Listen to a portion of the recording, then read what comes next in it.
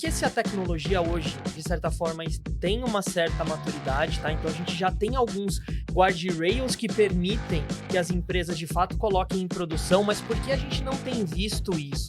O principal desafio, eu diria que não é um desafio de tecnologia, mas é um desafio de cultura.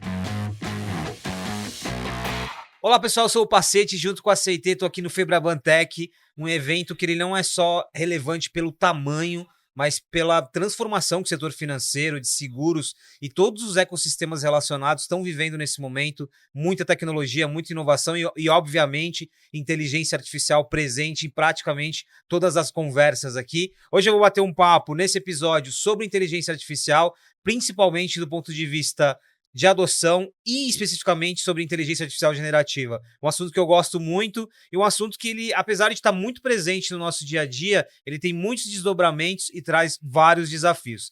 Primeiro, aqui representando a CT, o Fernando Tremari, diretor de engenharia. Bem-vindo, obrigado. Falei certinho o sobrenome? Falou perfeitamente. Obrigado. Muito obrigado, querido. E o Fernando que quase que um co-host aqui, parceiro, e o nosso convidado, Thiago da Hora, arquiteto de soluções. Databricks ou Databricks? Vocês abrasileiraram ou... Databricks. Databricks. Bem-vindo, querido. Obrigado. Muito obrigado, é um prazer estar aqui com vocês. Obrigado pelo convite. Muito bom. Thiago, inteligência artificial generativa, praticamente quase todo mundo está falando sobre o assunto, mas a gente tem vários contextos. Tem contexto corporativo, tem um mainstream, tem várias aplicações. Quando a gente fala das empresas aqui, qual que é o momento em termos de adoção, em termos de implementação, cultura, desafios e por aí vai? E especificamente, IA generativa. Tá.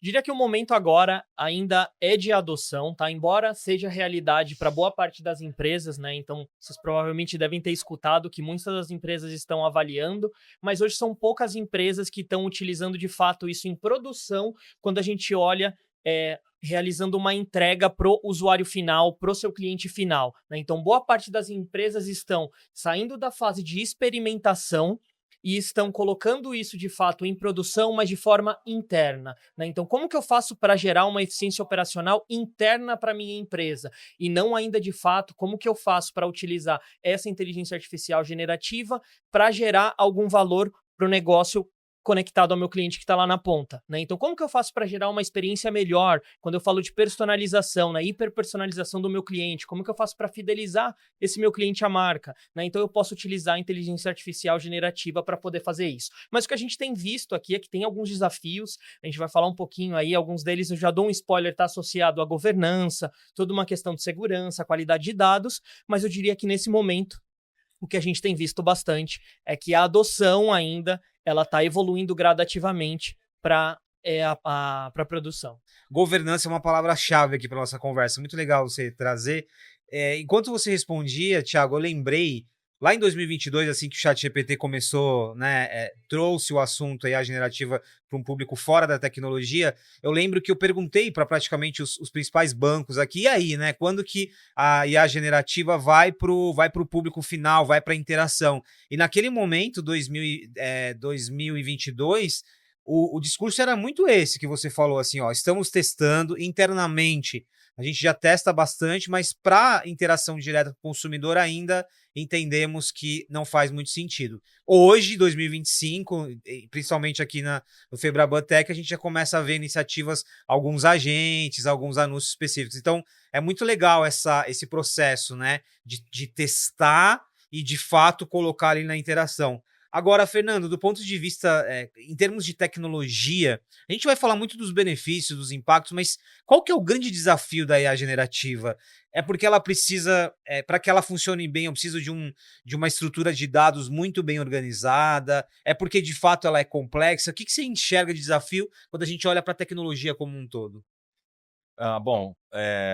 Acho que tem vários desafios, né? Desde que a tecnologia foi lançada, ela mostrou que ela tinha um potencial muito grande de mudar. Ela é uma tecnologia muito geral. Então, ela pode ser aplicada de várias formas, diferentes contextos. E para cada use case, né, o que todo mundo veio buscando desde então foi qual que é um use case que eu posso aplicar, né? O primeiro use case, vamos deixar as coisas mais rápidas, vamos deixar as coisas mais produtivas. Vamos para o usuário, mas será que isso está pronto para ir para o usuário? Então, acho que o primeiro ponto da ideia generativa é que ela ela é muito geral, a gente não sabe ainda o que aplicar, mas as pessoas elas começaram a usar para si e gerou um grande boom no público. E veio a pressão para as empresas e as empresas correndo atrás de achar formas de aplicar aquilo. Então, eu acho que tem um primeiro momento que foi das pessoas começarem a aprender o que dava para fazer. Ninguém sabia exatamente o que dava para fazer. Existem casos de uso, sim, que precisam de informações, de mais informações. Então, quando a gente vai para uma jornada mais profunda de automação de um processo, você vai precisar de mais dados, vai precisar de estruturar mais dados. Então, muitas empresas estão percebendo que as jornadas delas de dados não estavam completas ainda e elas precisam passar essa milha para poder, de fato, entregar alguns produtos mais profundos. Mas, ao mesmo tempo, tem coisas que dá para fazer, que o pessoal já está fazendo, né? Então, eu acho que a outra parte difícil da adoção da tecnologia é que ela tem esse apelo e essa possibilidade de mudar a forma que a gente trabalha, né? A forma que a gente faz as coisas. O que todos nós fazemos as coisas. Quem cria conteúdo, quem programa, quem faz um processo dentro de uma companhia, um processo de back-office.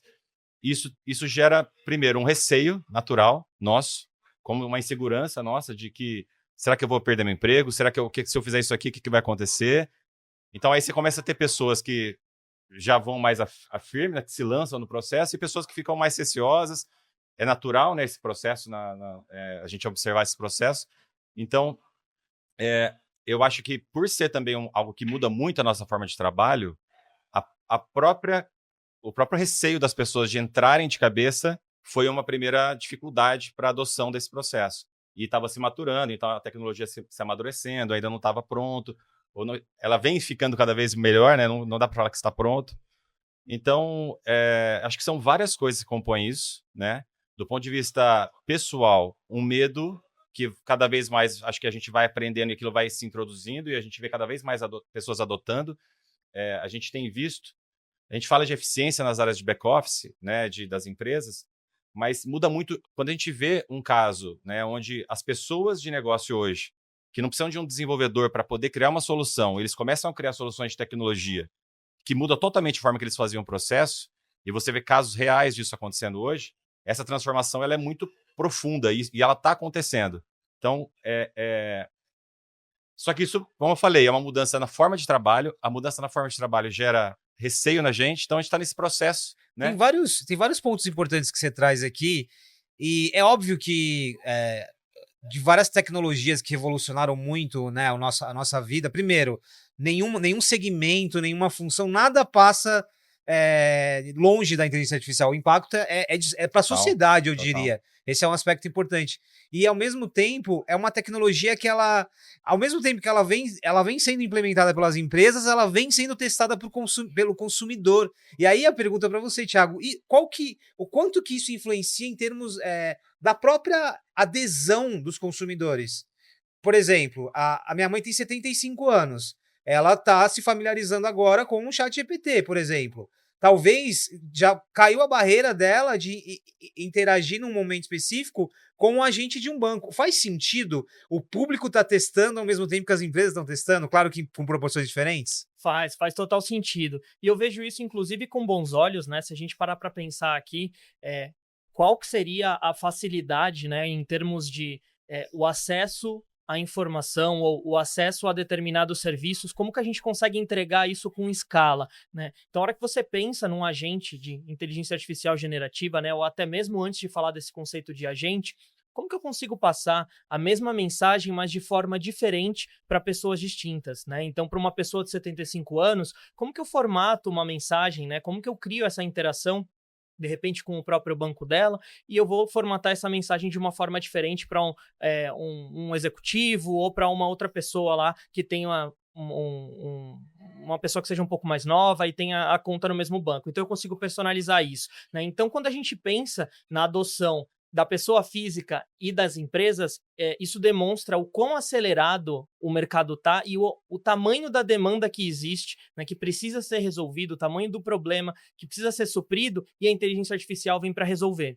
Tá? Então, eu vejo não só ligado à hora que a gente pensa nessa diversificação, né, essa personalização, na interação com o cliente final, mas a gente pensa também que passam a existir novas profissões, novas funções, né? Então, eu passo a explico para as pessoas estão se familiarizando com o conceito de engenharia de prompt. Elas estão se familiarizando que elas conseguem interagir com um agente virtual e ter um maior nível de qualidade, né? O mesmo ou um maior nível de qualidade do que ela tem com uma pessoa, né? Por quê?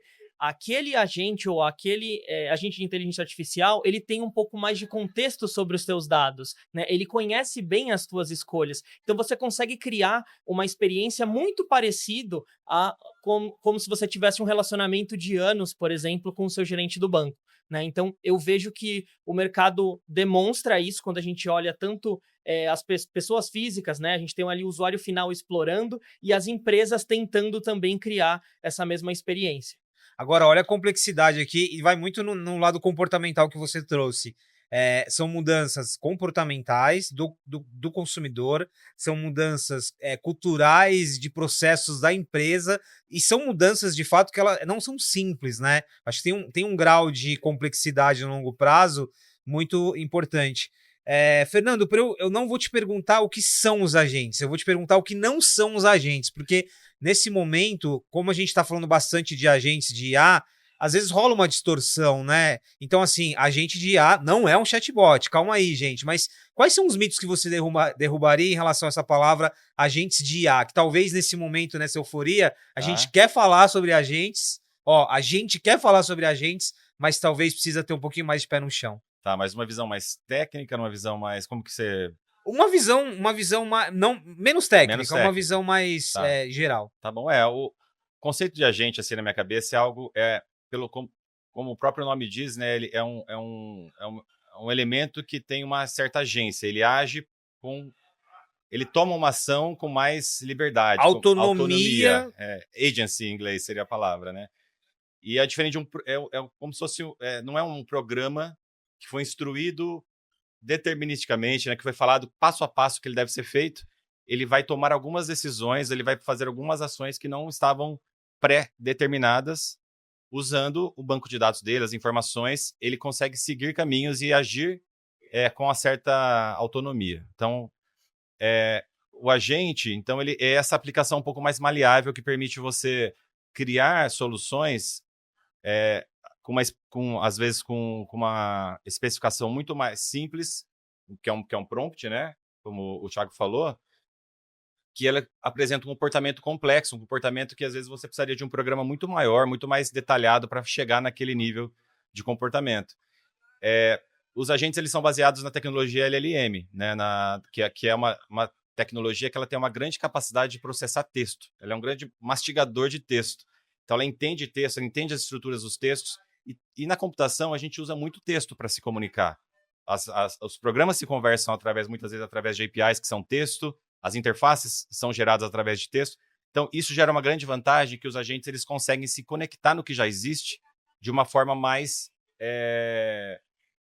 automática, vamos dizer assim, por essa capacidade dele generalista de lidar com esses textos. Então, imagina algo que consegue criar planos ou criar ações de uma forma mais autônoma e, ao mesmo tempo, se conectar naquilo que já existe de uma forma mais automática. Então, você gerou um programa que é muito... A hora que você faz um código em prompt, ele com um pequeno prompt, ou um prompt simples, você consegue ter uma solução muito robusta, né? Mas, por outro lado, tem um outro ponto, né? A IA, ela usa um algoritmo que é estatístico. Então, ela pode errar, ela pode falhar, ela pode alucinar, né? Então, isso é uma outra coisa. Quando a gente lida com a gente precisa ter essa condição de que você está criando ou você está interagindo com algo que às vezes pode falhar. Aqui né? volta ao ponto da primeira resposta que você deu, Thiago, que é essa interação direta com o consumidor. É claro que o agente ele vai interagir com vários perfis, né, internamente, mas essa interação direta. Você acredita que o agente ele já é o estado da arte nessa interação empresa-pessoa física ou ainda não? Ou ainda a gente ainda vai lidar com outras evoluções aqui? Não, certamente a gente está só engatinhando em termos quando a gente fala principalmente em inteligência artificial generativa, né? Eu acho que a gente ainda usa pouquíssimo potencial e explora muito pouco, né? Tem um hype bem grande quando a gente fala de agente. Eu acho que um exemplo aí bem claro até, né, que a gente tem conversado bastante com alguns clientes, principalmente da área financeira, é que A hora que a gente coloca esse conceito da inteligência artificial generativa, ela não vai substituir o machine learning tradicional. Tá? Então, por exemplo, se você já utilizava inteligência artificial para poder fazer um cálculo de score de crédito, um cálculo de risco de crédito de um determinado cliente, quando você coloca esse conceito da inteligência artificial generativa usando o agente, significa você plugar, né? Então, essas funções que você já tinha, essas APIs que podem ser externas, ou qualquer outras funcionalidades que você já tinha, você plugar isso através da inteligência artificial generativa. Então, durante uma conversação, né, vamos pensar aqui agora já de uma forma prática, a hora que a gente pensa num chatbot, estou interagindo e eu quero fazer uma pergunta se eu já consigo pegar um empréstimo de R$ 10.000 para fazer um pagamento em 6 meses. Né? Então, qual que é a primeira ação? Se eu faço essa pergunta utilizando linguagem natural, né, vou fazer uma interação via texto, o que eu preciso, né, por trás aqui, pensando na cabeça da empresa, preciso calcular qual que é o score de crédito desse meu cliente. Né? Então, se eu tiver que calcular isso, tiver que chamar uma função que utilize machine learning tradicional para calcular esse risco, ele vai fazer uma chamada para essa função, vai receber esse resultado, que, por exemplo, pode ser aprovado, e eu vou receber só um limite dizendo que, olha, você pode pagar até 12 meses. E essa inteligência artificial generativa, esse agente, que vai ter um papel de supervisor, ele vai generalizar o texto e personalizar para mim. Então, a mensagem que ele vai devolver é sim, o seu empréstimo já está aprovado, você deseja pagar em 10 vezes ou você possui aprovado até 12 meses, te interessa? Posso cadastrar como débito automático em conta e te fornecer um desconto adicional, uma taxa de tantos % Então eu vejo que nós ainda estamos engatinhando quando a gente pensa porque existe uma comunicação entre multi-agentes, né? Agora existe, pensando num hype, né? Quando a gente fala de agentes, existe um protocolo próprio, né? O MCP é um protocolo que veio para padronizar essa comunicação entre agentes, multi-agentes, mas eu vejo que a gente ainda está engatinhando, a gente não explorou toda essa funcionalidade, ou isso não é o que vem de mais recente, né? Se a gente olhar até uma coisa que é interessante em tecnologia, para você conseguir medir se você está de fato já caindo, né? Se já atingiu o ápice, o pico, e a tecnologia começa de fato a se tornar madura, a quantidade de papers que você tem publicado reduz. Né? Então, você acaba tendo uma quantidade de papers menor e consegue contar por meses, às vezes por semestres. E quando a gente pensa ainda na inteligência artificial generativa, a publicação de papers é diária. Né? Então, a gente ainda sabe muito pouco pensando no conceito de agentes. Então, dizer que a gente já está no ápice ali, a gente está em algo que é o que vai ser o futuro, eu diria que a gente ainda está bem distante disso, nós estamos engatinhando. Calma um pouco, né? Tem muita coisa para descobrir. Fernando, só para fechar esse lado, não só o lado dos agentes, mas ainda esse lado da interação da porta para fora da empresa, você trouxe um ponto super importante, que é a questão um pouco do risco ali, né? Porque a ideia da autonomia, a própria a IA generativa, ainda que você tenha controles, ela tem um nível de autonomia ali. O que reduz o risco de uma empresa? Vou dar um exemplo. Às vezes você está... Digamos que eu esteja interagindo ali com uma IA generativa e ela me diga ela me deu ok para uma política que talvez não é a política da empresa, de desconto, de reembolso. Como que uma empresa consegue reduzir esses riscos? É fazendo a lição de casa, obviamente, mas internamente o que dá para ser feito? E nesse caso o CIT ajuda muito, né? Ajuda, com certeza. Acho que construir um sistema que seja vamos dizer assim, que se comporte de uma forma esperada, usando um elemento que não é um elemento totalmente determinístico e estável, né? Então, existem várias... A indústria ela vem evoluindo várias formas de como você lidar com isso. Tá todo mundo no campo ainda da construção e da criação e dos modelos que vão refinando esse processo. Os próximos modelos foram ficando mais poderosos, né? Então, se você pega um modelo mais maior, ele vai alucinar menos. Por outro lado, ele é mais caro, né? A hora que você pensa que você vai por uma escala muito alta, você trabalha numa instituição financeira que tem volumes e volumes de acesso, você usar um modelo muito caro para fazer a saída, você vai acabar tendo um custo muito alto. Aí você precisa ir para um modelo menor, provavelmente. Só que o modelo menor você tem que colocar controles adicionais para poder garantir que o modelo está respondendo de acordo com aquilo que é esperado, etc. Então, existem várias técnicas, Pacete. Existem técnicas desde o tipo você colocar modelos que validam a saída do modelo que está falando com o usuário, né? Modelos de RAG, né? Que são os agentes que vão no banco de dados ou numa estrutura de arquivos e pegam a informação lá e respondem baseado naquilo, também podem alucinar. Então, você tem técnicas para usar modelos que contrapõem o modelo aquilo que está gerando, e você vai tendo estruturas para medir qual que é a performance, a taxa de acurácia daquele modelo. Então, você vai colocando técnicas em torno do processo. Outras coisas, você pode ter estruturas de times que ficam tentando hackear o seu modelo, que ficam tentando atacar o modelo de Red Team mesmo, tentando atacar o seu modelo para ver se ele está alucinando, né? Se ele está gerando uma informação contrária. Então, isso tudo vai depender da forma que você faz a curadoria dos seus dados, da arquitetura que você usa de RAG. Existem várias arquiteturas que podem ter diferentes tipos de performance. Como que você estabelece uma estrutura de avaliação contínua dos modelos, né?